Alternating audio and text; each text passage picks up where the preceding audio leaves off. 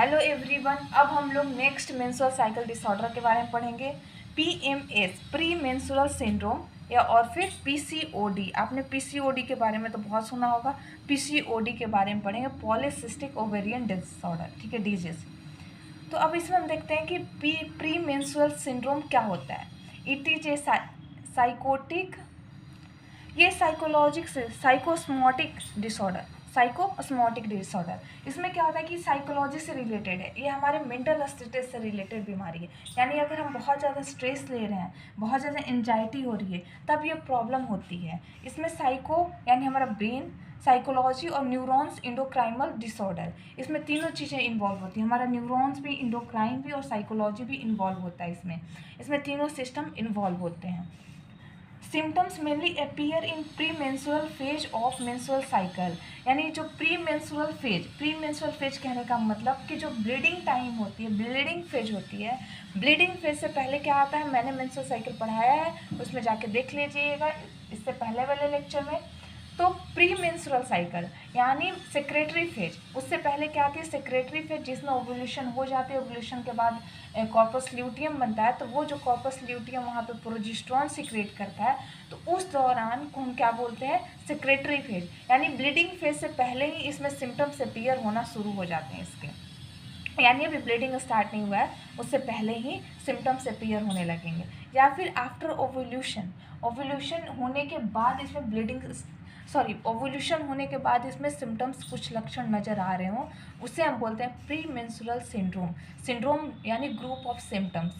यानी मेंस्ट्रुअल यानी bleeding start होने से पहले मल्टीपल सिम्टम नज़र आने लगे, तो उसे हम क्या बोलते हैं, प्री मेंस्ट्रुअल सिंड्रोम।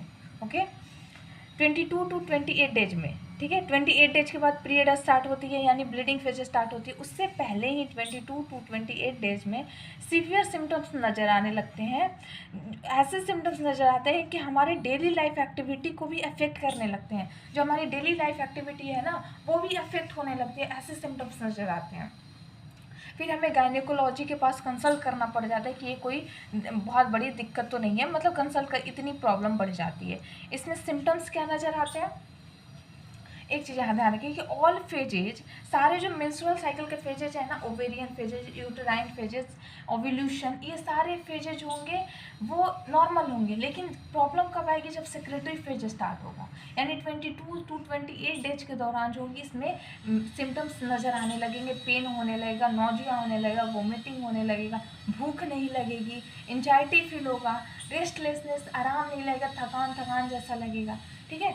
इसमें सिम्टम्स क्या होंगे, ब्रेस्ट टेंडरनेस हो जाते हैं, स्ट्रेस, हेडेक, इंसोम्निया, डिप्रेशन, ये सब की वजह से ब्रेस्ट में टेंडरनेस होने लगी। जबकि ब्रेस्ट टेंडरनेस मेंस्ट्रुअल साइकिल के दौरान होती है, उससे जस्ट थोड़े दिन पहले होती है, लेकिन यहाँ पे सेक्रेटरी फेज में ही ब्रेस्ट का टेंडरनेस स्टार्ट हो जाता है। नॉजिया और वोमिटिंग होगी, एनोरेक्सिया, भूख नहीं लगेगा, रेस्टलेसनेस होगी, एंजाइटी होगी। ओके, ये सारे सिम्टम्स नज़र आने लगेंगे सेक्रेटरी फेज में, प्री मेंस्ट्रुअल सिंड्रोम में। ओके, अब इसके लिए मैनेजमेंट क्या करेंगे, वो सारे जो सिम्टम्स नज़र आ रहे थे उसके लिए मैनेजमेंट क्या करेंगे। तो माइल्ड पीएमएस है, यानी बहुत ही कम सिम्टम्स नज़र आ रहे हैं, तो उसमें फार्माकोलॉजी ट्रीटमेंट की कोई ज़रूरत नहीं होती है, कोई भी हमें दवा देने की ज़रूरत नहीं होती है। उसमें हम साइकोलॉजिकली सपोर्ट देंगे, उनके स्ट्रेस, एंजाइटी को कम करेंगे, तो ये अपने आप ही ये सिम्टम्स रिजॉल्व हो जाएंगे, ख़त्म हो जाएंगे। तो सपोर्ट देना है हमें, एक्सरसाइज करानी है, योगा कराने से धीरे धीरे ये सिम्टम्स ख़त्म हो जाते हैं। डाइट का मॉडिफिकेशन, अगर डाइट वो बहुत जंक फूड वगैरह खा रही है तो प्रॉपर हेल्दी डाइट के लिए बोलेंगे। लाइफ स्टाइल मॉडिफिकेशन, अगर वो अल्कोहल, टोबैको वगैरह कोई फीमेल ले रही है तो उससे बोलेंगे अपनी लाइफ स्टाइल को मॉडिफाई करें, इन सब चीज़ों को क्विट आउट करें, छोड़ें, तो फिर आपकी ये सिम्टम्स धीरे धीरे रिजॉल्व हो जाएंगी, ख़त्म हो जाएंगी। ओके, लाइफ स्टाइल मॉडिफिकेशन में योगा, एक्सरसाइज, ये सारी चीज़ें हम शुरू कर सकते हैं। सीवियर पीएमएस मतलब बहुत ज़्यादा इसमें सिम्टम्स नज़र आ रहे हैं, तो इसमें हमें फार्माकोलॉजी मैनेजमेंट करना ज़रूरी है, यानी हमें कुछ दवाइयों की सहारा लेना पड़ सकती है।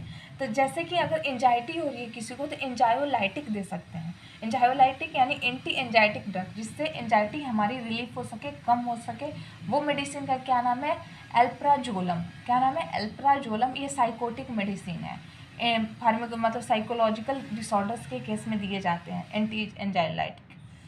तो इल्प्राजोलम है एंटी डिप्रेसेंट, अगर उसको डिप्रेशन हो रही है तो एंटी डिप्रेसेंट हम देते हैं इसमें, ट्राईसाइक्लिक देते हैं, टेट्रासाइक्लिक, MAO, ठीक है। SSRI का फुल फॉर्म होता है सेलेक्टिव सेरोटोनिन रीअपटेक इनहिबिटर। आप साइकोलॉजी में इसको बहुत अच्छे से पढ़ेंगे, तो आई थिंक मुझे यहाँ नहीं बतानी। एंटी डिप्रेसेंट इंसान सेरोटोनिन हार्मोन जो होती है, थोड़ी सी मैं बता देती हूँ।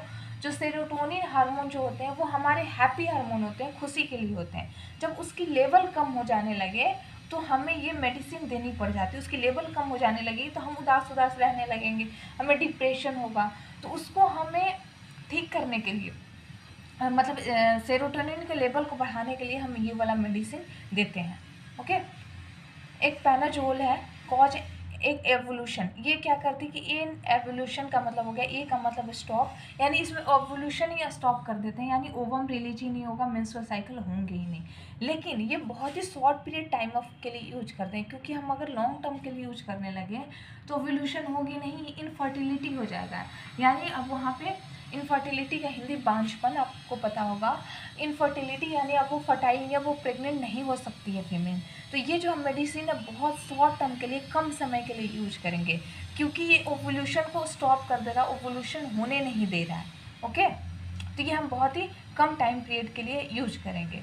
इसमें सर्जिकल में क्या करते हैं, सर्जिकल मैनेजमेंट में जैसे कि फीमेल की लाइफ, फीमेल की जो फैमिली है वो कंप्लीट हो चुकी है, उसके बच्चे हो चुके हैं, 2 बच्चे हैं, कोई दिक्कत नहीं है, फीमेल की फैमिली जो है कंप्लीट हो सकती है। तो उसके बाद हम बोलेंगे ठीक है तुम ओवरी रिमूव करा लो, कोई दिक्कत नहीं होगी।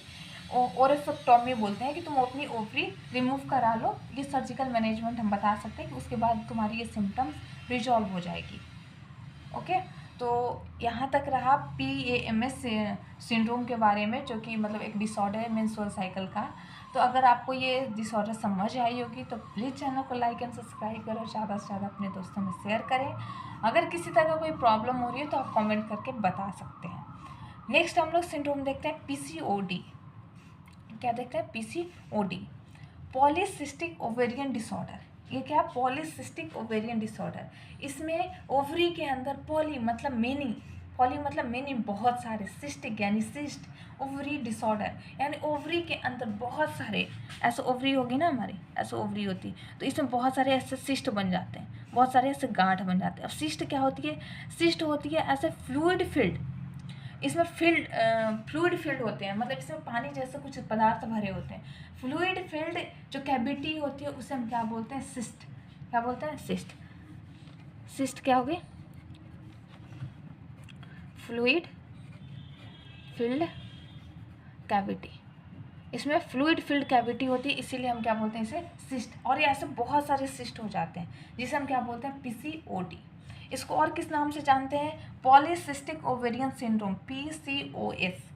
ओके, एक और किस नाम से जानते हैं, स्टेन लेवर्थाल सिंड्रोम के नाम से जानते हैं। इसमें ये साइंटिस्ट का नाम है जिन्होंने इसकी मतलब सबसे पहले फर्स्ट टाइम इसकी पहचान करी थी, इस डिजीज को डायग्नोस किया था।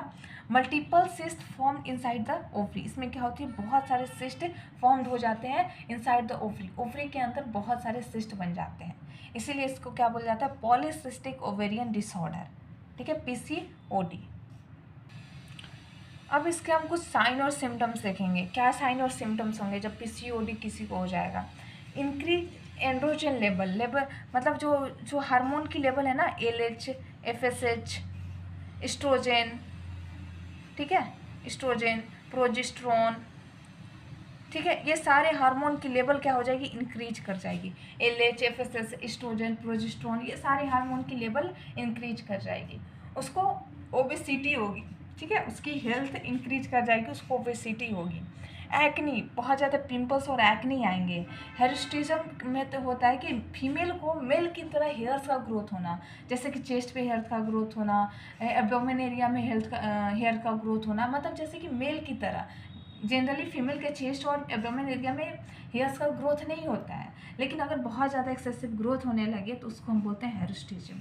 ठीक है, एमेनोरिया, ओलिगोमेनोरिया। एमेनोरिया हो गया कि उसके पीरियड्स आ ही नहीं रहे हैं, उसके मेंस्ट्रुअल साइकिल स्टार्ट ही नहीं हो रहे, मेंस्ट्रुअल साइकिल हो ही नहीं रहे हैं, तो इसे हम क्या बोलते हैं, पॉलीसिस्टिक ओवेरियन डिसऑर्डर की ये क्या है, एक सिम्टम्स है। ओलिगोमेनोरिया, अभी मैंने पिछले लेक्चर में पढ़ाया, ओलिगोमेनोरिया में क्या हो जाती है कि ब्लीडिंग कम हो जाती है, बहुत ही स्मॉल अमाउंट ऑफ ब्लीडिंग होगी during bleeding phase of menstrual cycle. Menstrual cycle के ब्लीडिंग फेज में बहुत ज़्यादा कम ब्लीडिंग होगी, यानी 20 ml से भी कम ब्लीडिंग होती है और 2 डेज से भी कम रहती है। ओके, इंसुलिन रेजिस्टेंस इसमें हो जाती है। इंसुलिन रेजिस्टेंस जब हो जाएगी तो हमारे ब्लड में शुगर लेवल इंक्रीज कर जाएगा, शुगर लेवल यानी ग्लूकोज लेवल इंक्रीज कर जाएगा, यानी हमारी बॉडी में जब इंसुलिन रेजिस्टेंस, कहने का मतलब कि इंसुलिन जो है वो ग्लूकोज को ग्लाइकोजन में कन्वर्ट ही नहीं कर पा रहा है, ठीक है, तो हमारे ब्लड में ग्लूकोज लेवल इंक्रीज कर जाती है। इंसुलिन का क्या फंक्शन है, ये ग्लूकोज को ग्लाइकोजन में कन्वर्ट करता है, ग्लाइकोजन में, ठीक है, इंसुलिन। लेकिन जब रेजिस्टेंट हो जाएगा, हमारी बॉडी में इंसुलिन का कोई असर ही नहीं हो रहा है, तो ये वाला लेवल इंक्रीज करने लगेगा, ब्लड में इंक्रीज होने लगेगा, तो हाइपर बहुत ज़्यादा ग्लूकोज होता है, हाइपरग्लाइसीमिया हो जाएगी, यानी ब्लड में बहुत ज़्यादा ग्लूकोज की लेवल इंक्रीज कर जाएगी, शुगर जैसी प्रॉब्लम हो जाएगी, डायबिटिक जैसी। ओके, इसमें कुछ और सिंड्रोम है पीसीओडी में, जैसे पीसीओएस बोलते हैं, पॉलीसिस्टिक ओवेरियन सिंड्रोम, स्टेरिलएवर्थल सिंड्रोम के नाम से जानते हैं, मेटाबॉलिक एक सिंड्रोम है इससे related, hair and syndrome, hair and syndrome में बहुत सारी सिम्टम्स नज़र आते हैं इसमें, जैसे कि हार्मोन्स हमारा इंक्रीज कर जाना, इंसुलिन रेजिस्टेंस हो जाना बॉडी में, स्किन में प्रॉब्लम आती है, डार्क पिगमेंटेशन कहीं कहीं होने लगता है, छाइयाँ पड़ने लगती हैं, ये सारे नेक और एक्जिला रीजन में छाइयाँ पड़ने लगी, डार्क पिगमेंटेशन होने लगा, एक्नी होने लगी, ये सारे सिम्टम्स नज़र आते हैं पीसीओडी के केस में। ओके, अब इसमें हम देखते हैं कि क्या क्या हार्मोन्स में चेंजेज आते हैं, ठीक है। तो अभी मैंने ऊपर बताया कि एंड्रोजन लेवल इंक्रीज कर जाती है, यानी सारे हार्मोन्स जो होते हैं इसमें इंक्रीज कर जाते हैं, एस्ट्रोजन इंक्रीज कर जाएगा, एलएच इंक्रीज कर जाएगा, ठीक है, एफएसएच इंक्रीज करता जाता है, इंसुलिन जो होती है, सॉरी एफएसएच इसमें डिक्रीज कर जाएगा, एफएसएच डिक्रीज कर जाएगा।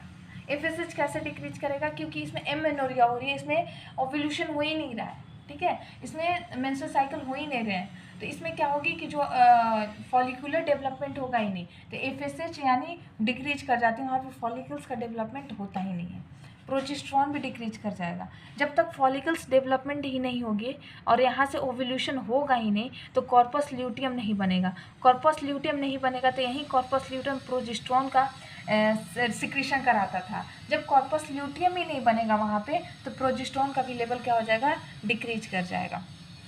एलडीएल इंक्रीज कर जाएगा, एलडीएल मैं बताऊंगी नेक्स्ट लेक्चर में कि कैसे इंक्रीज करता है, ठीक है। इंसुलिन रेजिस्टेंस हो जाएगा, बॉडी में इंसुलिन रेजिस्टेंस आ जाएगी। ओके,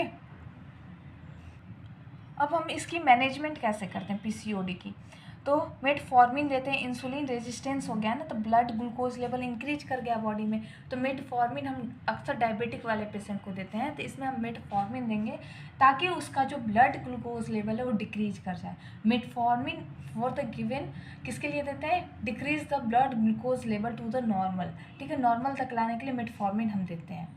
ओसीपी देते हैं, ओरल कंट्रासेप्टिव पिल्स, जिसमें क्या होती है कि एस्ट्रोजन और प्रोजेस्टेरॉन होता है, ई का मतलब एस्ट्रोजन और पी का मतलब प्रोजेस्टेरॉन, तो एस्ट्रोजन और प्रोजेस्टेरॉन को इंक्रीज करने के लिए, ताकि हमारा मेंस्ट्रुअल साइकिल ढंग से होने लगे, मतलब मेंस्ट्रुअल साइकिल की लेंथ कंप्लीट होने लगे, एमेनोरिया ओलिगोमेनोरिया का केस खत्म हो जाए, मेंस्ट्रुअल साइकिल को प्रॉपर करने के लिए, इरेगुलर मेंस्ट्रुअल साइकिल के लिए हम ओसीपी देते हैं। प्रोजेस्टेरॉन पिल्स भी देते हैं, क्योंकि हमारे बॉडी में प्रोजेस्टेरॉन का लेवल कम हो जाता है उस वक्त पीसीओडी के टाइम। लाइफ स्टाइल मॉडिफिकेशन के लिए हम क्यों बोलेंगे, क्योंकि ओबेसिटी होगी है बॉडी में, ग्लूकोज लेवल इंक्रीज कर गया है, तो हम उन्हें बोलेंगे कि आप योगा कीजिए, मेडिटेशन कीजिए, कुछ एक्सरसाइजेज कीजिए, ताकि आपकी जो ओबेसिटी है, मतलब जो वेट गेन हो रहा है वो कम हो जाए, एक नॉर्मल तक आ जाए। तो ओबेसिटी के लिए हम क्या उनको बोलते हैं कि अपने लाइफ स्टाइल में मॉडिफिकेशन कीजिए। Okay, menstrual bleeding, irregular excessive bleeding के लिए हम क्या करेंगे, ट्रेनेक्सा देंगे। ट्रेनेक्सा क्या है, एंटी प्लेटलेट लाइटिक है, एंटी प्लेटलेट लाइटिक यानी ये क्लॉटिंग कराने, मतलब ज़्यादा ब्लीडिंग हो रही है उस केस में हम क्या देंगे, एंटी प्लेटलेट लाइटिक देंगे। ये क्या है, एंटी, याद रखिएगा, platelet lytic, anti platelet lytic है, एंटी प्लेटलेट लाइटिक, तो हम ट्रेनेक्सा देंगे। नॉन हार्मोनल ड्रग, ये हार्मोनल ड्रग नहीं है, एंटी फाइब्रोनोलाइटिक, इसे एंटी फाइब्रोनोलाइटिक भी बोलते हैं, कि फाइब्रोजेन जो टूट रहा था, नहीं बन पा रहा है, उसके लिए हम देते हैं एंटी, उसके अगेंस्ट में देते हैं। ओसीपी देते हैं, प्रोजेस्टेरॉन पिल्स भी देते हैं एक्सेसिव ब्लीडिंग हो तो, ये सारी मैनेजमेंट है पीसीओडी के केस में। तो अगर आपको ये लेक्चर नोट्स पसंद आई होगी तो प्लीज़ चैनल को लाइक एंड सब्सक्राइब करें। और आज हम लोगों ने 2 डिसऑर्डर देखा, पीएमए और उसके बाद हमने देखा पीसीओडी। ठीक है, पीएमएस देखा था, प्री मेंस्ट्रुअल सिंड्रोम, और पीसीओडी 2 हम लोगों ने आज डिसऑर्डर देखे। तो नेक्स्ट अब हम लोग पढ़ेंगे मेनोपॉज के बारे में कि मेनोपॉज से रिलेटेड सिम्टम्स, उसके मैनेजमेंट, उससे रिलेटेड प्रॉब्लम्स, तो उसके बारे में हम लोग नेक्स्ट लेक्चर में पढ़ेंगे। तो अगर आपको ये लेक्चर और नोट्स पसंद आई हो तो प्लीज़ चैनल को लाइक एंड सब्सक्राइब करें। Thank you, bye.